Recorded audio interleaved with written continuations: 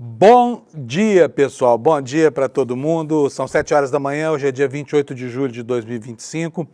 Nós estamos começando a semana hoje, né? Uma semana muito importante aqui para o Brasil, por conta dessa loucura que está acontecendo lá nos Estados Unidos, da imposição de tarifas unilaterais com objetivos coercitivos, no caso do Brasil, para tentar fazer com que as instituições brasileiras se dobrem aos estadunidenses e acabem com o processo do Bolsonaro. Como isso não vai acontecer, o governo brasileiro, embora tenha mandado para os Estados Unidos uma comitiva de senadores, embora o ministro das Relações Exteriores esteja prestes a seguir para lá, não há ainda um canal de negociação aberto, porque o governo americano se recusa a indicar um interlocutor para a diplomacia brasileira. Isso significa que, faltando apenas 4 diazinhos, nós estamos muito próximos de ter esse tarifaço consolidado, o que vai ser muito ruim para a economia brasileira.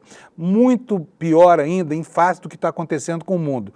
Porque, por exemplo, nesse final de semana, o Trump já conseguiu um acordo com a União Europeia em torno de uma tarifa de 15%, uma tarifa que é menos de um terço da tarifa aplicada ao Brasil por motivos meramente ideológicos, né? E com a China, a China, que é o grande rival dos Estados Unidos, o tratamento é muito respeitoso, mostrando claramente para a gente que Trump não gosta de puxa-saco. Essa é a história, tá? E imagine só a condição em que o governo, se não tivesse a autonomia que tem, se não tivesse a altivez que tem, estivesse aí enfrentando essa mesma negociação, por exemplo, no período do Bolsonaro. Já pensou o que isso significaria? Significaria um país completamente genuflexo, né, de 4 mesmo para os Estados Unidos, e aceitando todo tipo de delírio desse presidente fascista que tomou conta do poder lá no dia 20 de janeiro desse ano. Olha, a semana em relação ao clima promete, tá? Tirando a região norte, né, todas as demais regiões estão sujeitas aí a intempéries. Está aqui na tela para vocês o mapa do INMET. Mas, para resumir tudo, eu vou ler para vocês aqui uma matéria do jornal Estado de São Paulo dizendo sobre essa frente fria. Interessa muito a população daqui de São Paulo e o dia já começou ruim hoje, o tempo, porque muita chuva, pistas molhadas, escorregadias, né? E, olha, um inverno como há muito não se vê, um inverno completamente molhado. Eu falo aqui, já disse uma vez, vou repetir agora, dá para fazer uma outra safra de soja, tamanha a quantidade de chuva que tem caído por aí, né? Então, prenúncio de que a safrinha vai ser boa, o que é bom para a gente, né? Embora o mercado norte-americano esteja se fechando para produtos brasileiros. Olha, mas então qual é a informação? A frente fria que já chegou por aqui, está chegando, ela traz um vento forte para São Paulo, vai ter onda de até 3 metros de altura no litoral. Surfistas, tomem cuidado, tá? O pessoal que está na beira da praia aí, terminando as férias, também tome cuidado. Vamos ver qual vai ser a previsão do tempo aqui na matéria do Estadão. Está nos dando conta aqui de que uma frente fria está chegando hoje, ventos fortes já estão acontecendo, ressaca em todo o litoral paulista, alerta de ventania da Defesa Civil Estadual, se estende para outras regiões, cidade de São Paulo, região metropolitana, Itapeva, Sorocaba e Campinas. Essa é a área do estado de São Paulo que vai ficar mais sujeita aos efeitos do clima aqui hoje, né?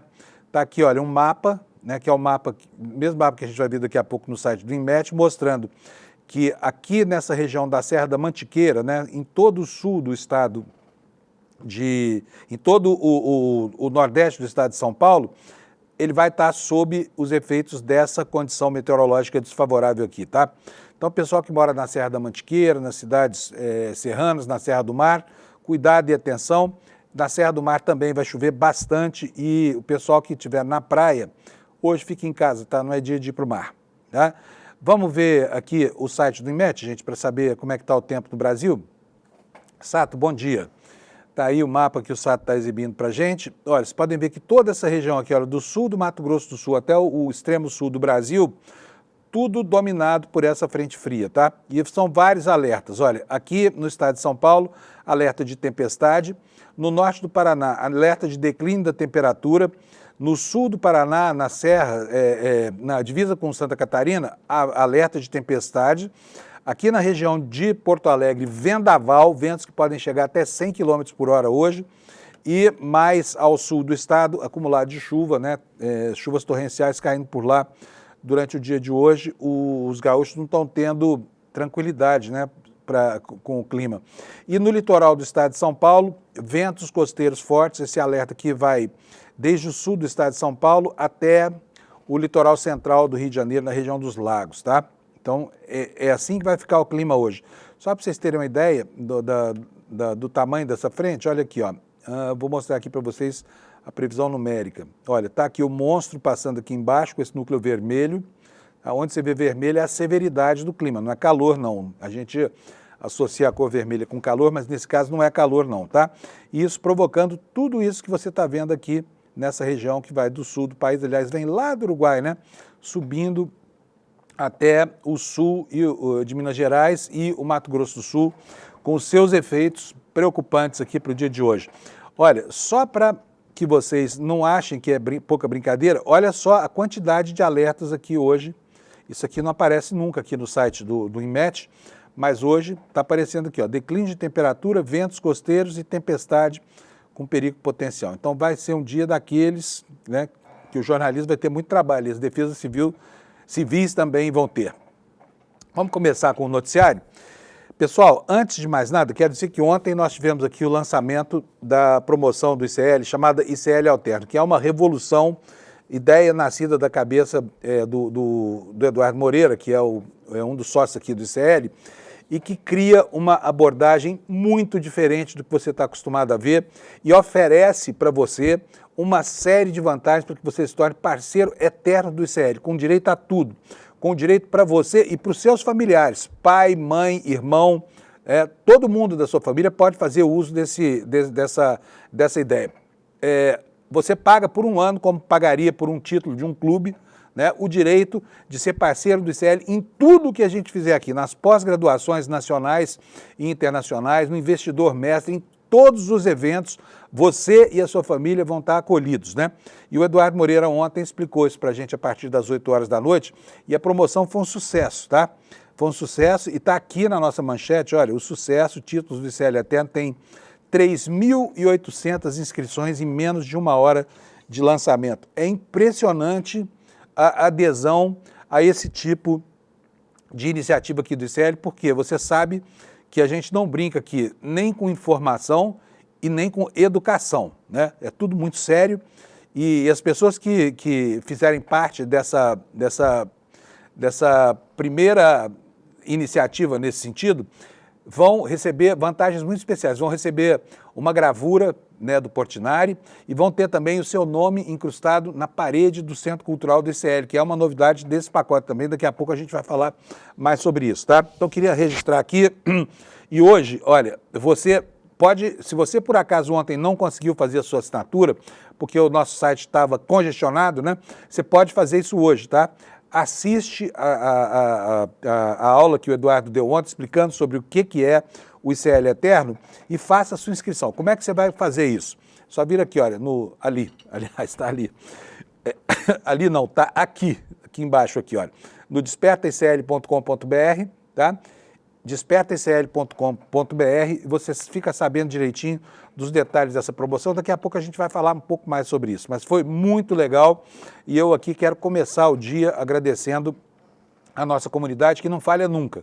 A comunidade que percebeu que o ICL é absolutamente necessário e que se esforça para manter esse jornalismo crítico e as oportunidades de formação educacional que o ICL apresenta, né? Vou ler aqui para vocês, olha, na maior inovação do modelo de sustentabilidade dos veículos de comunicação do Brasil, o Eduardo Moreira lançou neste domingo o ICL Eterno. Quem adquirir um título dessa modalidade terá acesso vitalício, é como um sócio remido de um clube, tá bom? A tudo que o ICL produz, tá? Produtos, olha aqui, ó, diz aqui a nossa matéria, produtos jornalísticos de entretenimento, porque vem aí um canal de entretenimento, vem aí muita inovação na nossa programação, né? Com afiliação a agências de muito prestígio internacional e vem aí uma extensão dos cursos de pós-graduação, inclusive concursos estrangeiros de pós-graduação, de qualidade absolutamente insofismável, tá bom? Tudo isso para quem quiser se tornar nosso parceiro eterno. E depois, se um dia você não quiser mais, o que acontece? Depois de um ano, quando você terminar de pagar o pagamento, de fazer o pagamento aqui desse título do ICL Eterno, você pode vender, tá? Você pode vender para uma terceira pessoa que não vai ganhar alguns brindes, mas, enfim, fará uso de todos os benefícios aqui, como, por exemplo, esse acesso maravilhoso aos mais de 300 cursos do ICL e também, especialmente, às pós-graduações e também aos programas de educação financeira, que quem toca é pessoalmente o Eduardo Moreira, tá bom? O que diz aqui a nossa reportagem sobre isso?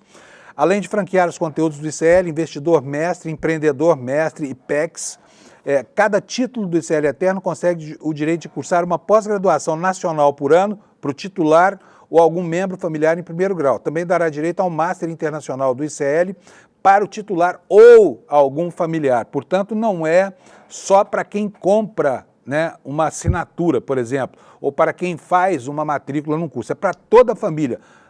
Pais, filhos, irmãos, todo mundo, parentesco primeiro grau, pode fazer uso aqui da promoção do ICL.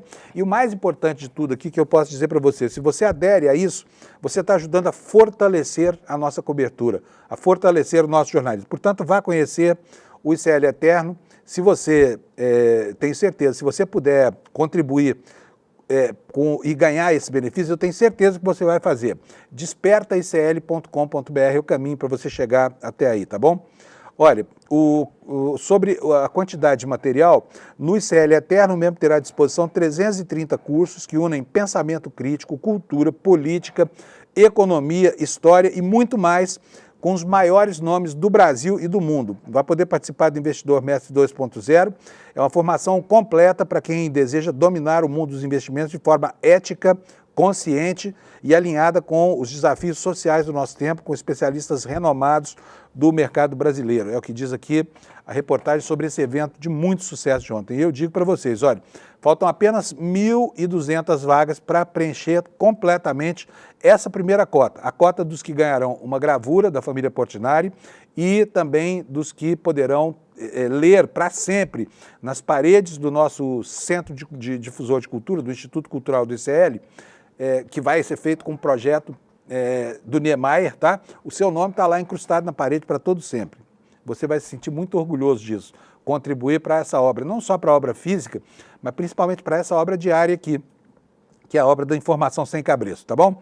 Então vá lá, daqui a pouco, se você não anotou, eu falo de novo no finalzinho do programa sobre como é que você vai obter informações sobre o programa ICL Eterno, tá bom? Vamos voltar aqui para as manchetes do nosso site. O assunto da semana, como eu falei na abertura do nosso programa, é o tarifaço. Sexta-feira, dia 1º, ninguém vê outro cenário no horizonte, porque simplesmente, a despeito de todas as tentativas do governo brasileiro de estabelecer um processo de negociação, o governo americano não abriu um canal de negociações para que a nossa diplomacia e os nossos políticos possam atuar. Em compensação, tem já uma leva de senadores nos Estados Unidos, chegou lá ontem, e o ministro Mauro Vieira, das Relações Exteriores, pode ir aos Estados Unidos para tentar negociar esse tarifaço. A questão vai falar com quem lá, né? Porque os parlamentares têm as contrapartes americanas para conversar. Tem os parlamentares democratas, tem até alguns republicanos que não estão satisfeitos com essa história do tarifaço, né? Então, não se sabe ainda o que vai acontecer, mas nós temos só até sexta para reverter algo que os especialistas dizem que é irreversível, que é impossível de reverter. Por quê? Porque a pauta econômica foi aquilo que o Trump apresentou para todo o planeta. E é sobre essa pauta econômica que é feita a negociação. Mas no caso do Brasil, que tem esses bandidos aí da família Bolsonaro, né, fazendo essa campanha insidiosa lá fora, é diferente a situação. Porque o que o Trump quer aqui é impossível de aplicar. Ele quer terceirizar o golpe de Estado em nome desses delfins do clã Bolsonaro. Ele quer terceirizar o golpe que o Bolsonaro não conseguiu dar. Agora eles estão tentando fazer com que a presidência da República seja pressionada pela população brasileira e com esse argumento de que o Brasil precisa de um espaço de economia global, querem aí aplicar, né, a sanção para mudar o destino dos Bolsonaro, que é um absurdo completo. Não tem como fazer isso. Mesmo que o Lula quisesse falar, não, vou fechar o Supremo, vou fazer aquilo que o Bolsonaro quis, vou prender o Xandão, não adiantaria, não tem como, né? Nós vivemos numa democracia que é um projeto de república, né? Como diria lá, desde os primórdios da criação desses conceitos, Montesquieu, Olha, é o seguinte, não tem como, existe o princípio da separação dos poderes. Um poder não pode atuar sobre o outro, muito menos a pedido de um chefete estrangeiro como é o Trump, né? Olha, então temos aqui a informação, hoje é o seguinte, olha, a informação é essa que está aqui na capa do ICL. Por enquanto, sem novidade ainda, as tarifas não serão adiadas. Quem foi que disse isso? O secretário de Comércio dos Estados Unidos, né? Nós estamos aí há praticamente um mês desse anúncio estranho do Trump e até hoje o governo dos Estados Unidos não ofereceu uma porta aberta para a nossa diplomacia começar essa negociação de forma séria. Então o fanfarrão do Trump está lá jogando assim com as suas armas que são poderosíssimas, né? Tentando interferir na República do Brasil, na formação republicana do Brasil, tá? E vamos ver o que vai dar isso. Vou ler para vocês aqui a matéria no site do ICL. Olha, o governo dos Estados Unidos confirmou ontem a manutenção do prazo de 1º de agosto para a imposição de novas tarifas aos parceiros, chamam ainda de parceiros comerciais, deviam chamar de inimigos comerciais, né, incluindo o Brasil. Declaração feita pelo secretário de Comércio Howard Lutnick em entrevista à Fox News, divulgada depois no perfil oficial da Casa Branca. O que ele falou? Não haverá prorrogação, nem mais períodos de carência. Em 1º de agosto, as tarifas serão fixadas e entrarão em vigor. As alfândegas começarão a arrecadar o dinheiro, declarou Lutnick à Fox News. Apesar da entrada em vigor das tarifas, o presidente Trump, atualmente em negociação com a União Europeia na Escócia, manterá as portas abertas para acordos, segundo o secretário. Até o momento, apenas Grã-Bretanha, Vietnã, Indonésia, Filipinas e Japão firmaram acordos comerciais com a administração Trump com tarifas que superam os 10% aplicados desde abril, mas ainda abaixo dos níveis ameaçados por Trump aqui contra nós. Eu preciso complementar aqui que a União Europeia chegou a um acordo também nesse fim de semana, né, fixando aí tarifas recíprocas de 15%. Olha só, sobre isso a nossa matéria diz, apesar da entrada em vigor das tarifas, o presidente Trump, que está lá negociando essa tarifa, acenou positivamente para os europeus, mas não fez nenhum aceno para os brasileiros. O governo Trump está elaborando uma nova declaração de emergência para justificar a tarifa de 50% anunciada para o Brasil. A medida, que ainda não é definitiva, é necessária porque a balança comercial dos Estados Unidos com o Brasil é superavitária para os gringos, tá? Para os americanos. O que difere da situação dos demais países que sofreram sobretaxas, onde os Estados Unidos registravam déficits comerciais. A potencial taxa de 50%, com previsão de entrada em vigor em 1º de agosto, é alegada por Trump, entre outros argumentos, como uma resposta a uma suposta caça às bruxas contra o ex-presidente Jair Bolsonaro e família pelo governo brasileiro. A carta enviada ao Brasil com ameaça tarifária também menciona censura a redes sociais dos Estados Unidos e coloca uma série de outros ingredientes aqui que são, obviamente, né, pinçados ali da agenda de interesses econômicos das Big Techs e encampadas pelo governo dos Estados Unidos para constranger o Brasil, né? Constranger o Brasil de todos os tipos, de todos os modos. As tarifas recíprocas originais de Trump, impostas sob o ato de poderes econômicos de emergência internacional, basearam-se em déficits comerciais grandes e persistentes. Essa é a motivação interna que ele apresenta lá nos Estados Unidos, né? Só que, como destaca aqui a nossa reportagem, o Brasil se destaca como exceção. Por quê? Porque o país é deficitário, nós somos deficitários, 410 bilhões de dólares em 15 anos de superávit comercial para os Estados Unidos, né? Olha, um grupo de senadores democratas, incluindo Jane Shishin e Tim Kaine, escreveu ao governo Trump no início dessa semana para expressar preocupações significativas sobre o claro abuso de poder inerente à recente ameaça de lançar uma guerra comercial contra o Brasil para apoiar Bolsonaro. Eles alertaram que interferir no sistema jurídico de outra nação soberana cria um precedente perigoso, provoca uma guerra comercial desnecessária e coloca os cidadãos e as empresas americanas em risco de retaliação. Aí, o que deve acontecer aqui em relação a essa história da retaliação? Sinceramente, assim, em tudo que se leu nos jornais, em todas as conversas que a gente teve com fontes governamentais e políticos, não se vislumbra no horizonte uma resposta como a lei brasileira faculta ao governo, né? Que é aplicar uma sobretaxa de 50% sobre tudo que é importado dos Estados Unidos. Mas isso criaria uma situação muito ruim para muitas empresas brasileiras que importam insumos dos Estados Unidos. Na verdade, quem paga essas sobretaxas é quem faz a importação, né? Tanto aqui quanto lá. Lá, a indústria de suco de laranja, por exemplo, está tentando convencer, com o intermédio de lobbies que atuam junto ao governo Trump, de que isso é uma insanidade. Não conseguiram nada até agora, porque esse governo parece que não liga muito para essa questão da sanidade dos negócios, das propostas que faz, né? Então, está nesse pé. Nós temos aí 2 delegações brasileiras lá, uma de senadores, outra delegação possivelmente decolando hoje de Brasília, que é a da diplomacia, e não temos contato com ninguém. Ninguém quer negociar com o Brasil, porque parece que a ideia do Trump não é essa, não é de negociar. O Trump não quer negociar com o Brasil. O Trump quer ver Bolsonaro fora da cadeia, né? Porque esse é um ponto importante para eles da agenda da extrema-direita global. Tá? Vamos voltar aqui para a capa do ICL para a gente ver os outros destaques aqui.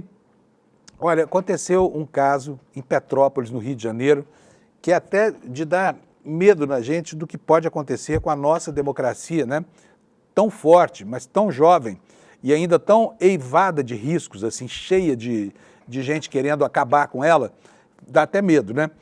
Vou abrir para vocês aqui essa matéria sobre o que aconteceu lá no Rio de Janeiro. Olha só isso aqui. Uma mostra, né? Uma mostra do Sesc, abriu espaço para um artista chamado Matheus Ribes. Ele foi convidado pelo Sesc para expor um trabalho lá e ele fez isso aqui, olha, essa bandeira aqui, olha. O que é isso? É uma bandeira brasileira estigmatizada, mudou as cores, né? Botou o vermelho e o cinza. E lá no lugar do slogan, Ordem e Progresso, ele botou Quilombo Aldeia. O que aconteceu? Chegou a Guarda Metropolitana, a Guarda Municipal de Petrópolis, e tirou de lá esse trabalho, dizendo que há uma lei no Brasil que impede que sejam mudados os símbolos nacionais. Uma lei velha, arcaica, que ninguém nem lembra dela mais, só mesmo os estrupícios lá dessa prefeitura se lembram dela, sabe? E desmontaram esse painel aqui. Isso é censura às artes. Qual é o problema com o uso desses símbolos aqui? Afinal de contas, o bolsonarismo mesmo não estuprou as cores da bandeira brasileira quando adotou aquilo como uniforme fascista, né? Substituindo as camisas verdes lá do século passado, né? Usando símbolos nacionais para criar um movimento de golpe no Brasil, e não aconteceu nada. Ninguém questionou se a utilização das cores da bandeira era algo que precisava ser suprimido ou não. Vou ler para vocês aqui matéria do Lucas Salum, do Brasil de Fato, reproduzida no site do ICL. A obra do artista carioca Matheus Ribes foi retirada pela Guarda Civil Metropolitana de Petrópolis nesse sábado, 26, durante o Festival de Inverno do Sesc Quitandinha, na Zona Serrana Fluminense. O trabalho faz uma releitura da bandeira nacional, substituindo os dizeres Ordem e Progresso por Quilombo Aldeia. Estava exposta em um painel montado no Parque de Exposições de Itaipava. Segundo o artista, sábado, que foi o dia da abertura da exposição, ele foi comunicado por um funcionário do Sesc de que a Guarda Civil Metropolitana esteve no local e com um suposto alvará, alegando que a obra descaracterizava o patrimônio nacional, uma lei da ditadura militar que impede a alteração de símbolos nacionais. Sob essa justificativa, retiraram de lá o trabalho. Nascido no Morro da Rocinha, o artista conta que foi convidado pelo Sesc a compor a exposição que foi aberta neste sábado e que confeccionou a obra sob medida para a mostra. Então, a mostra era num local que pertence ao Sesc, tá? Ao Sesc. Só que o Sesc não teve nada a ver com a retirada disso. Ele acolheu lá o trabalho e foi a Guarda Metropolitana de Petrópolis que tirou essa obra de lá. O artista conversou com a reportagem do Brasil de Fato no momento em que ele estava no local da mostra. Ele falou o seguinte: estou aqui perto do local do evento, não fui chamado, o Sesc não acionou advogados, não prestou assistência jurídica, só avisou que a obra foi retirada, o que é uma violação porque é uma obra de arte. Ribes alega que a instituição não prestou amparo jurídico ou apoio para a publicação de uma nota conjunta sobre o ocorrido. Quer dizer, embora o Sesc não seja o autor desse gesto de censura, também não fez nada, né, para evitar que isso acontecesse. Ela publicou uma nota lamentando a situação, protestando e prestando solidariedade ao artista. Escreveu ainda que defende a liberdade de expressão e considera que a diversidade de manifestações artísticas é fundamental para estimular o diálogo e a reflexão sobre temas relevantes para a sociedade. Foi tudo que o SESC fez. Podia ter feito um pouquinho mais, né? Afinal de contas, não pega bem para o curador de uma mostra como essa, de repente, concordar, porque quem não toma medidas concretas concorda, né? A despeito de ter publicado uma nota, mas e as providências concretas para reaver o espaço da liberdade de expressão para esse artista, para devolver essa obra censurada para essa exposição, né? O que mais que disse o Ribes? Disse o seguinte, olha, essa ação não combina com o Estado Democrático de Direito, é uma censura à liberdade de expressão. Isso revela muito do histórico do nosso país e da cidade, que é uma cidade colonial, fincada no escravismo, no latifúndio, finalizou o artista. Nascido em 94, Ribes é um artista conhecido por usar símbolos nacionais ou de poder institucional para criticar os efeitos da colonização portuguesa ainda presentes no país. Segundo o artista, a intenção dele é reconstruir o imaginário social e político brasileiro com abordagem sobre a decolonialidade e a ancestralidade diaspórica. Bom, sabe o que diz essa lei? Olha, Lei 5.700/71, né? Foi o ano bravo da ditadura militar no Brasil, foi o ano em que sumiu o Rubens Paiva, enfim, foi um ano terrível esse aqui. E nesse contexto histórico foi criada essa Lei 5.700/71. Ela dispõe sobre o uso e o respeito aos símbolos nacionais. Pelo texto original, é vedado mudar as cores, as formas ou gerar outras inscrições. No entanto, o texto foi sendo alterado com o passar dos anos e, segundo o jurista Marcelo Neves, foi superado pelo que diz a Constituição de 88, que garante a livre expressão do pensamento, inclusive a livre expressão do pensamento artístico. Não tem nenhum sentido, resume o especialista sobre a ação da Guarda Civil de Petrópolis. No sentido artístico, isso não tem nenhuma ofensa à Constituição. É um ato artístico que responsabiliza, que possibilita a criatividade. Esse entendimento já está superado, até mesmo antes da Constituição. Nas diretas, as pessoas já usavam de outras formas os símbolos nacionais, por exemplo. Então é isso, gente. Olha, uma lei de 71, plena ditadura militar, sendo usada como pretexto pela pequena autoridade de Petrópolis, né, pequenos déspotas que mandaram lá a Guarda Civil Metropolitana, disse que apresentou um alvará, não sei se apresentou uma ordem judicial, né, primeiro para ingressar no local, segundo para confiscar, para censurar esse material. Mas isso aqui vai ter desdobramento ao longo do dia de hoje, vamos ver o que vai ser resolvido. Agora, prefeito de Petrópolis, é uma vergonha você botar lá os seus meganhas para censurarem uma obra dessa. Gente, olha, não tem nada a ver. Olha isso aqui. Qual é o problema? No que isso te afeta? Ainda que você não goste da cor vermelha ou coisa parecida, mas qual é o problema? Inclusive, olha, essa lei é tão careta, tão extemporânea, está tão fora do tempo dela, que se você, a rigor, pegar uma camisa com as cores da bandeira e fizer alguma alteração, você pode ir preso, tá? Esse é o sentido dessa lei, uma lei aí que foi feita num período de nacionalismo funesto, né, da nossa história, um dos piores anos da ditadura militar brasileira e fazendo efeitos até hoje. São ecos do porão da ditadura, ecoando nos dias de hoje, tá? E fica aqui, então, o registro do nosso protesto contra esse ato de censura. Vamos para a próxima notícia aqui. Vamos falar aqui, olha só, a notícia do dia, essa vai ser a notícia da semana.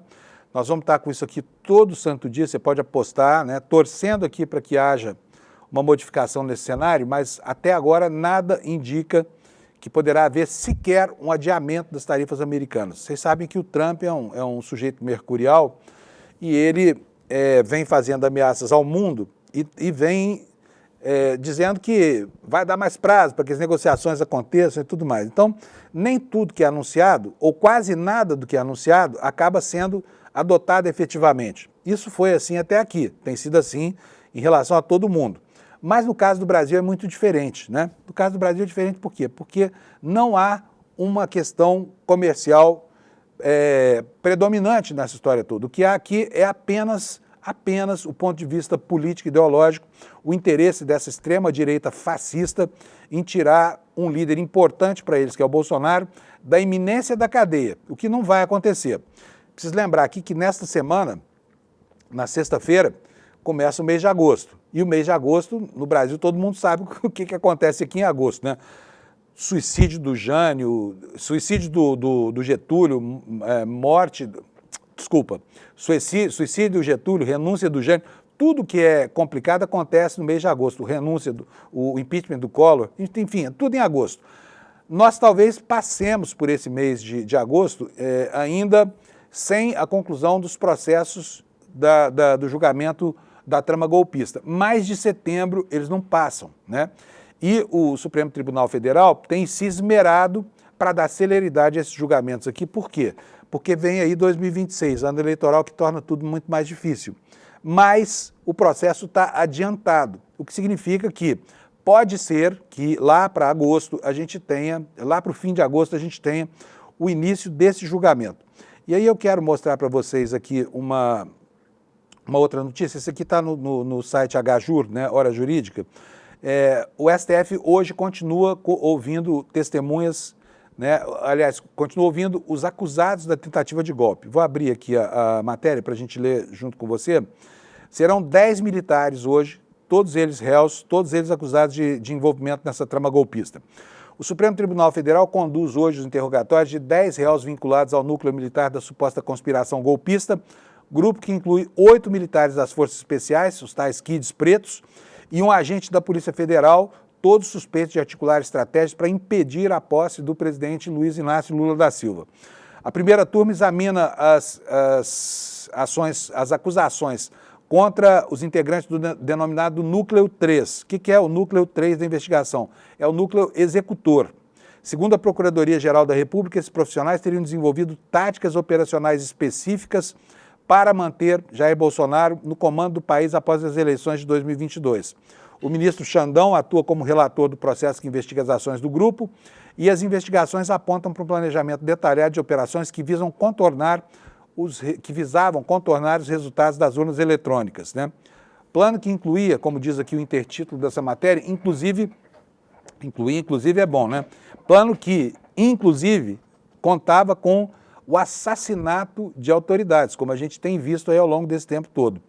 O nosso texto, o texto do site do HJur diz o seguinte: a acusação mais grave envolve uma suposta conspiração para eliminar figuras chaves do governo eleito. Entre os alvos estariam o próprio presidente Lula, o vice Geraldo Alckmin e o ministro Alexandre de Moraes, né?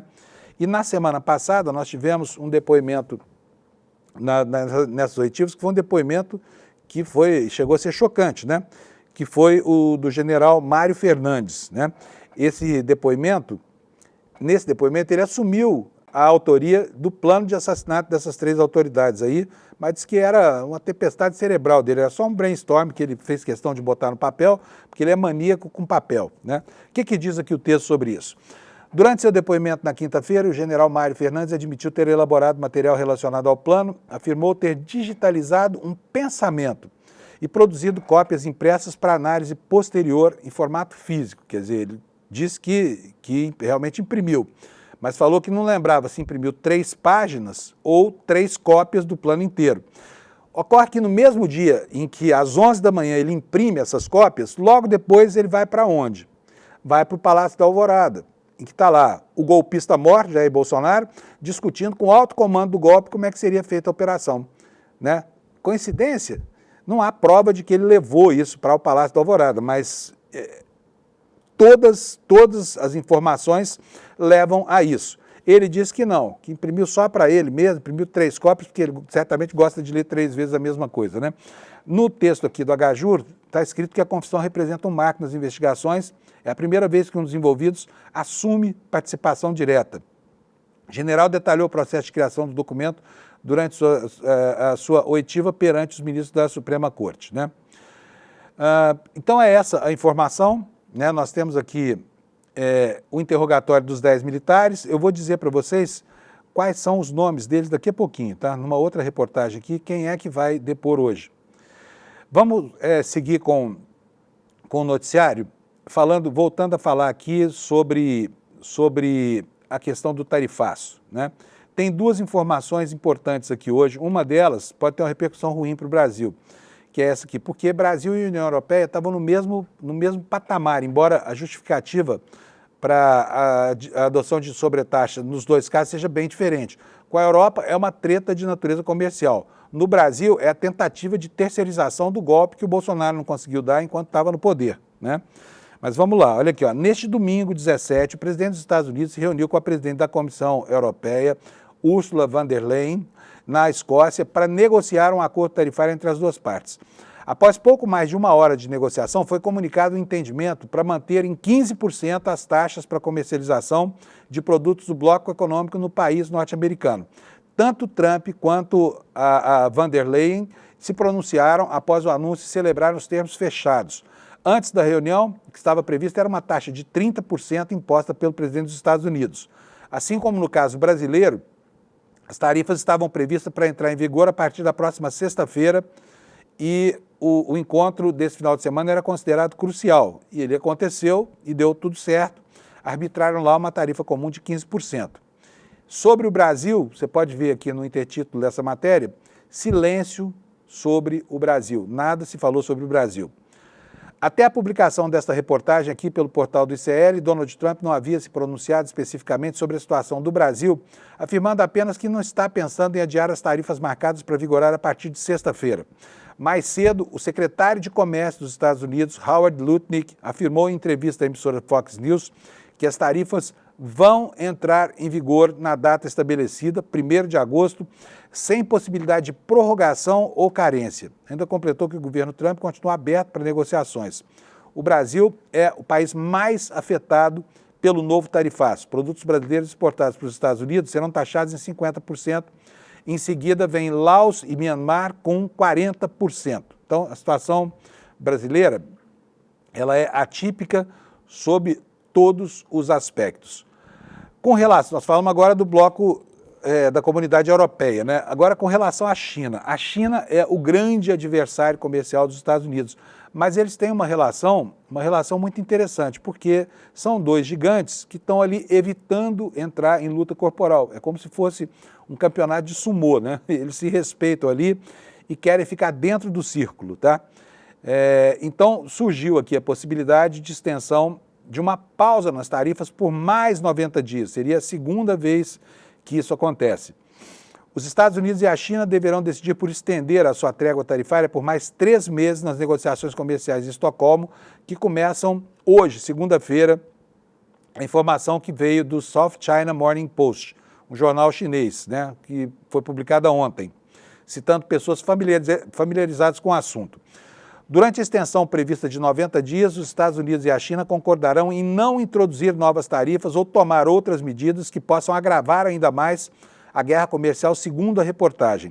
Embora discussões anteriores em Genebra e Londres tenham se concentrado em uma desescalada nas tensões comerciais, na próxima reunião, a delegação chinesa também vai pressionar a equipe comercial do presidente Trump em relação às tarifas relacionadas ao fentanil.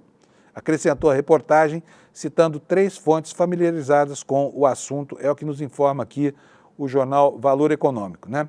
Em outra matéria do Valor, que é essa aqui, a informação de que o ministro das Relações Exteriores do Brasil segue para os Estados Unidos sem sinal de que terá interlocutor lá. Pode bater com a cara na porta, né? Tá aqui, olha, o chanceler Mauro Vieira explicando aqui o objetivo dessa viagem.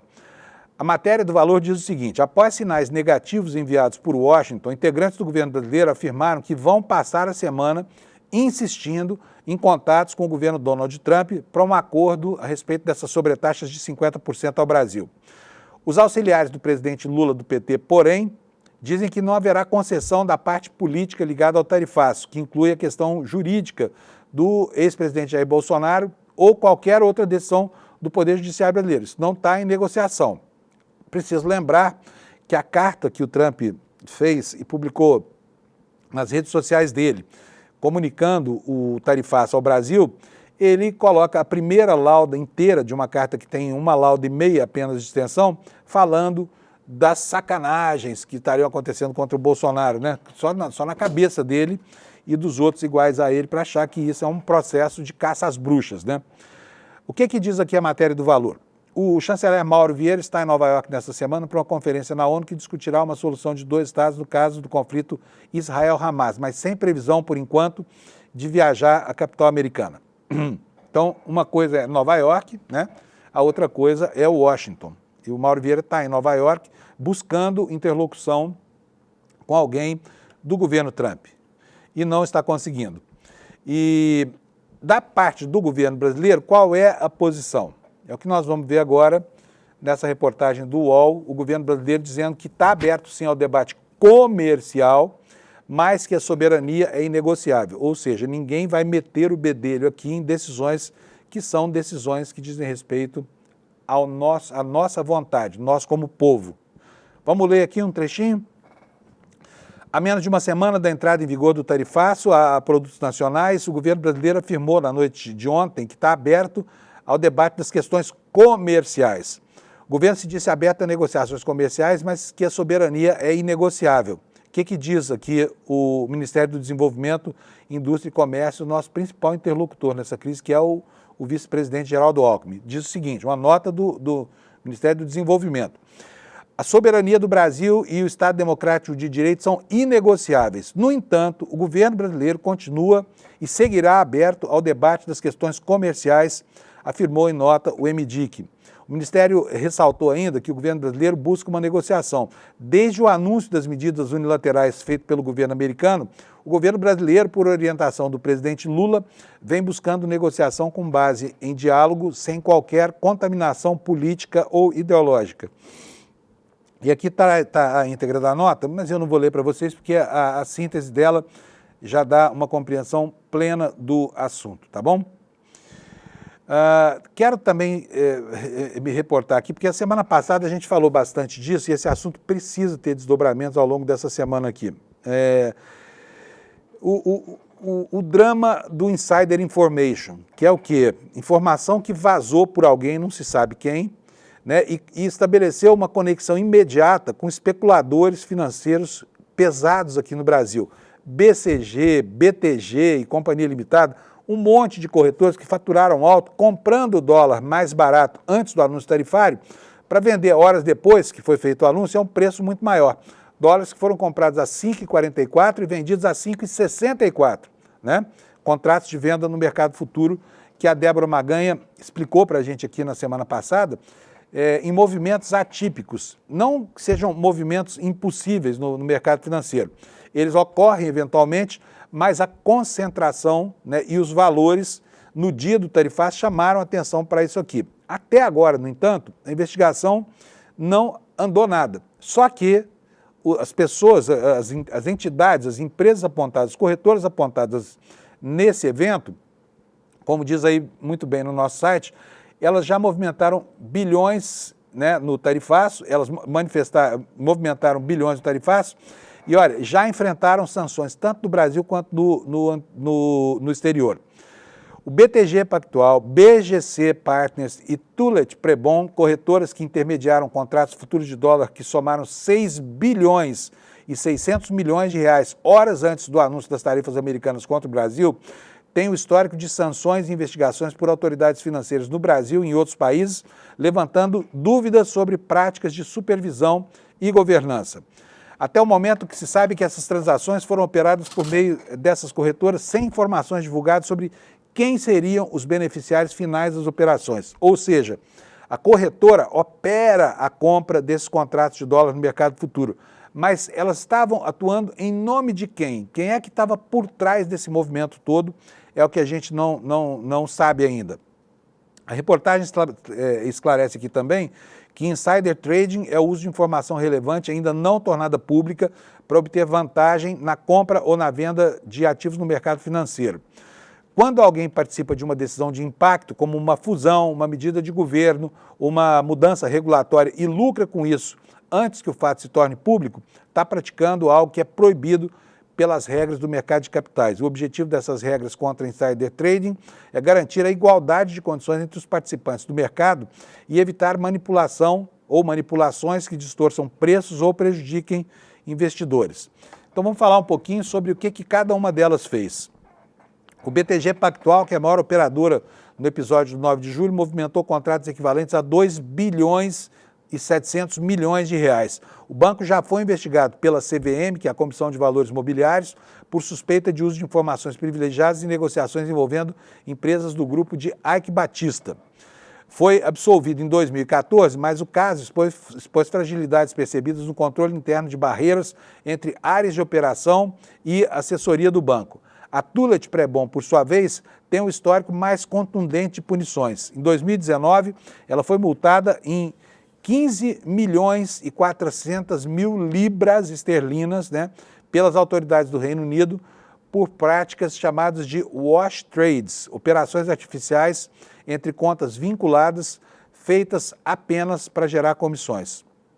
No Brasil, ela foi investigada em 2021, pela CVM por uma suspeita de insider trading e operações de ações com ações da Petrobras. Segundo documentos públicos, essas operações geraram lucros relevantes antes de um anúncio com impacto direto sobre os papéis da estatal.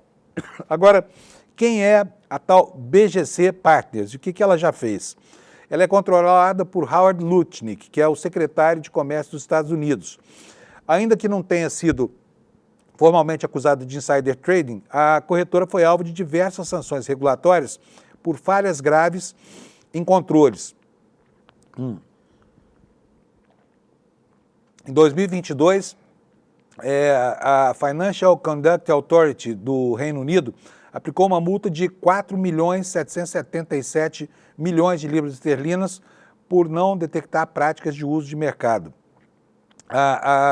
Nos Estados Unidos, a BCG também foi multada em 1 milhão e 400 mil dólares por divulgar indicadores financeiros enganosos, prejudicando a transparência para investidores.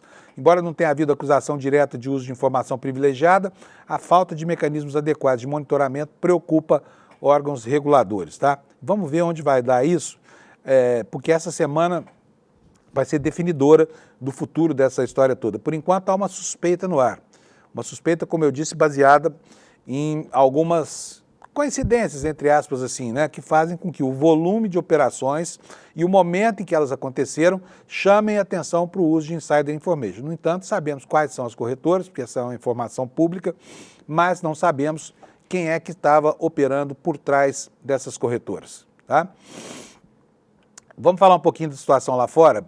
Nós temos aqui algumas novidades em relação ao genocídio que o Estado de Israel move, essa campanha infamante na faixa de Gaza, né? E agora Israel anunciou uma pausa tática em Gaza, no momento em que o mundo fica apavorado com as fotografias, né, de mulheres, de crianças, da população civil passando fome e morrendo de fome. A mesma coisa que aconteceu nos campos de concentração nazistas. É impressionante como o Estado de Israel aproveita da história do Holocausto, o pior, para atacar, né, esses que são os seus atuais alvos no campo geopolítico, né?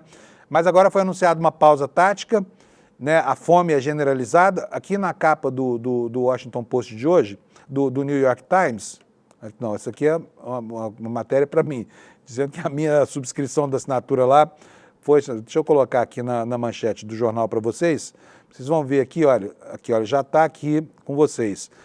São as imagens, olha, de aviões lançando provisões para essa população faminta, né? A gente vê aí num cenário de caos e destruição total, e logo, logo você vai ver nesse vídeo que está aqui na capa do New York Times, a população correndo para ver se conseguia pegar alguma coisa disso aí, né? E tem um personagem aqui que aparece nesse vídeo, lá mais para frente, que fala, olha aí, ó, é esse homem.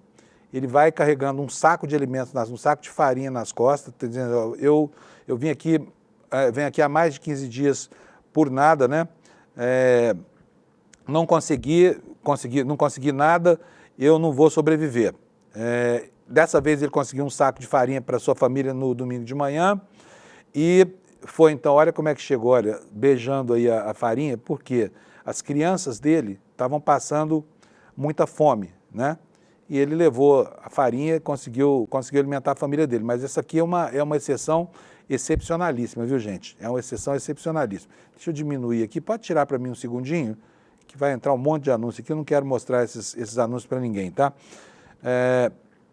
Qual é o assunto aqui? Olha só, está aqui na capa da manchete para vocês.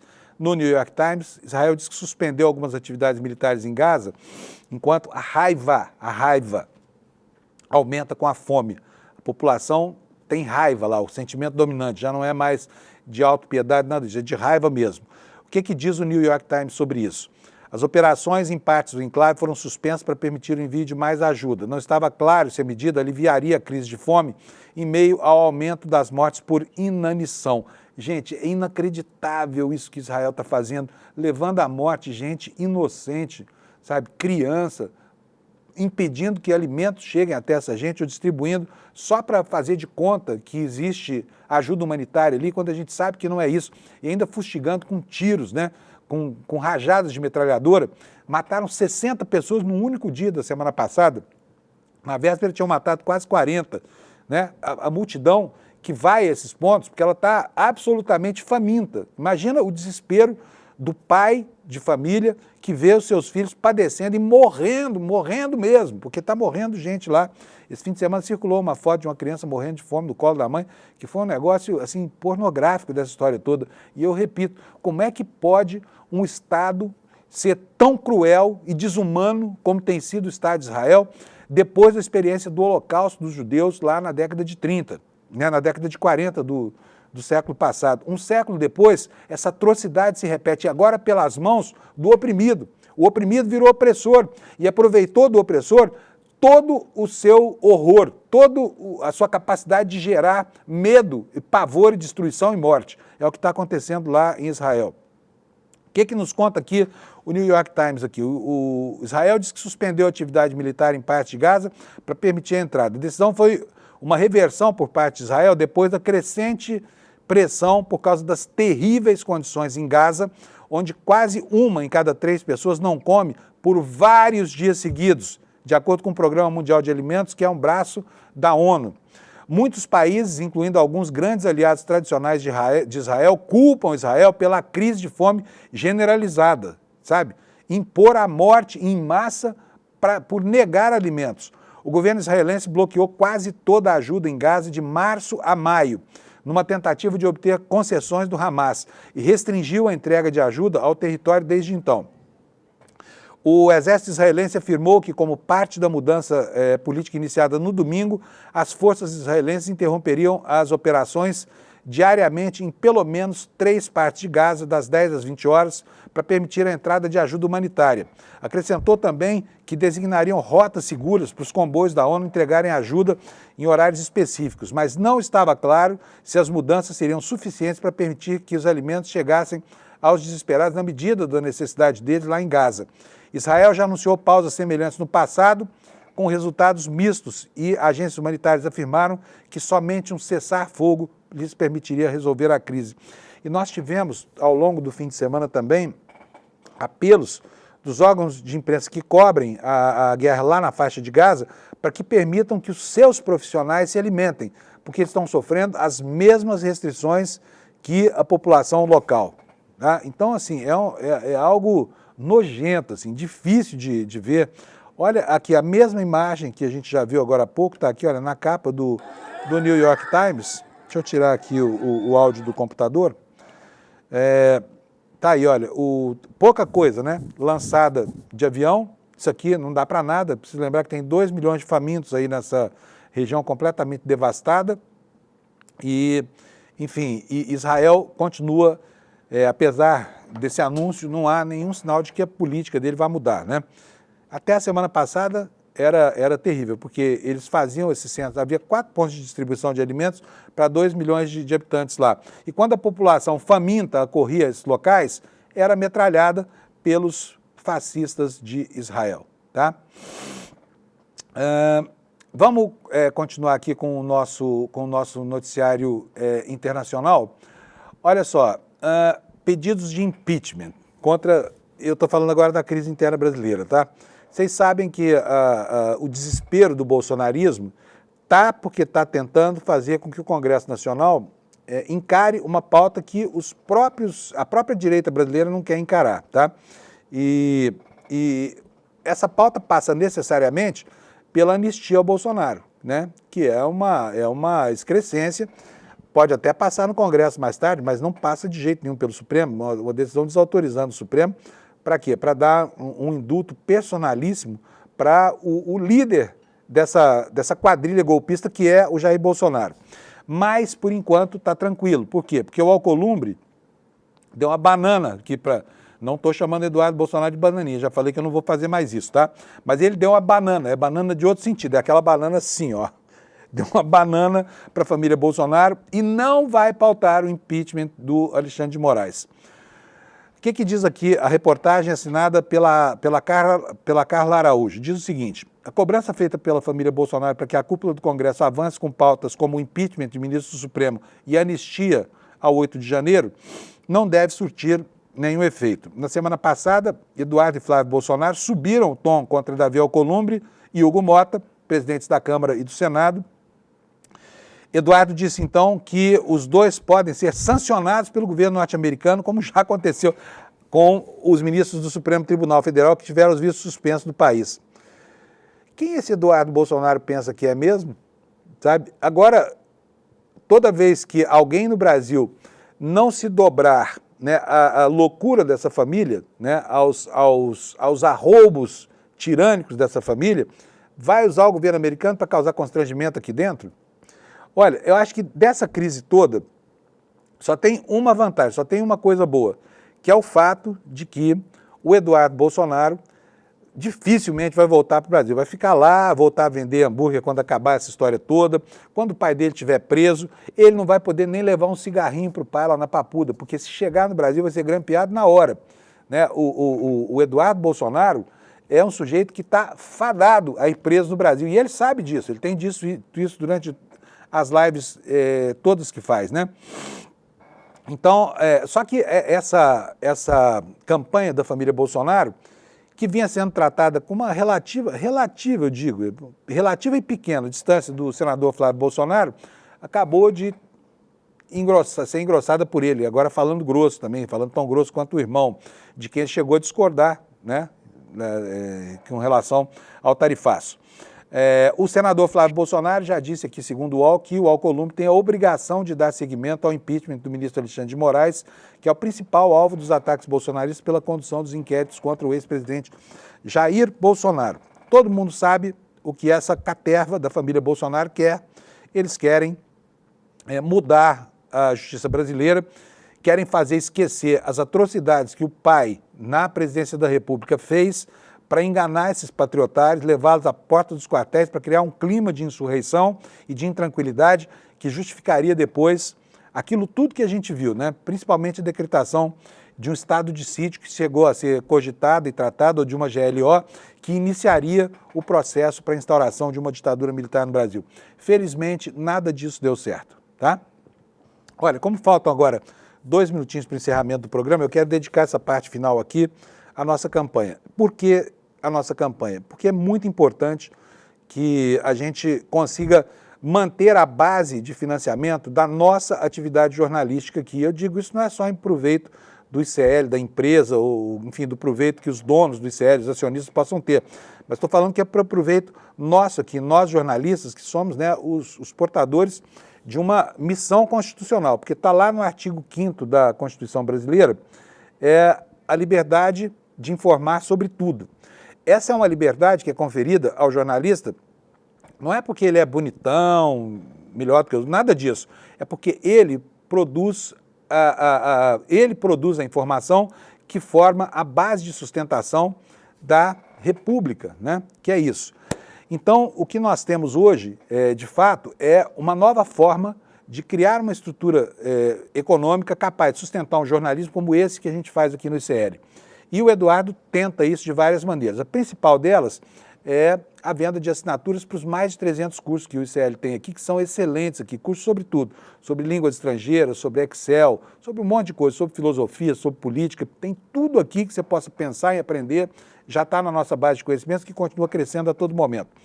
Mas a gente tem um desafio do futuro pela frente, né? E nós queremos ter você da nossa comunidade que pode fazer esse compromisso conosco, junto com a gente, marchando em direção ao futuro. Isso é o ICL Eterno. É uma campanha que visa uma série de mudanças na nossa relação aqui com a comunidade, que são mudanças muito produtivas para a população. Então, vou até colocar aqui, olha, a campanha continua, tá? Ontem foi a apresentação desse projeto ontem às 8 horas da noite, foi muito bom o resultado, mais de 3.800 pessoas já aderiram. Olha, tudo isso que você está vendo aqui, eu não vou nem enumerar porque não vai dar tempo, tá? São brindes que as pessoas que aderiram ao ICL Eterno vão receber para consagrar essa participação. Conheça o que é. Se você não teve tempo, se não conseguiu fazer, ficou com vontade, mas achou que não dava, volta lá, assiste de novo. Vai aqui, olha, no icleterno.com.br, assiste lá, não custa nada assistir, tá bom? Quem sabe se você não resolve nos apoiar aí e fazer uso dessa franquia que é maravilhosa. Até porque você vai poder fazer o investidor mestre, você vai poder fazer todos os cursos de pós-graduação, as pós-graduações internacionais pelo resto da vida, você e a sua família, tá bom? Então vai lá, assiste, veja se você não quer se juntar a nós nessa empreitada aqui, que é muito, com certeza, muito produtiva para todo mundo, especialmente para aqueles que acham que a informação é o único meio de enfrentar essa sociedade fluida que a gente está vivendo hoje em dia, tá? Acabou o programa, gente. Segunda-feira, boa semana para vocês. Amanhã, 7 da manhã, nós estamos de volta aqui, tá? Valeu, obrigado pela sua audiência. Até amanhã. Título ICL Eterno, o documento que te comprova o seu vínculo vitalício com a maior comunidade de conhecimento independente do Brasil. Acesso ilimitado a todos os cursos e conteúdos. Participação vitalícia em todas as novidades que o ICL lançar. Apoio na construção dos nossos sonhos. Seu nome eternizado como apoiador do ICL. Não é assinatura, não é renovação. É conhecimento para você e para sua família para sempre. ICL Eterno, porque o conhecimento liberta para sempre.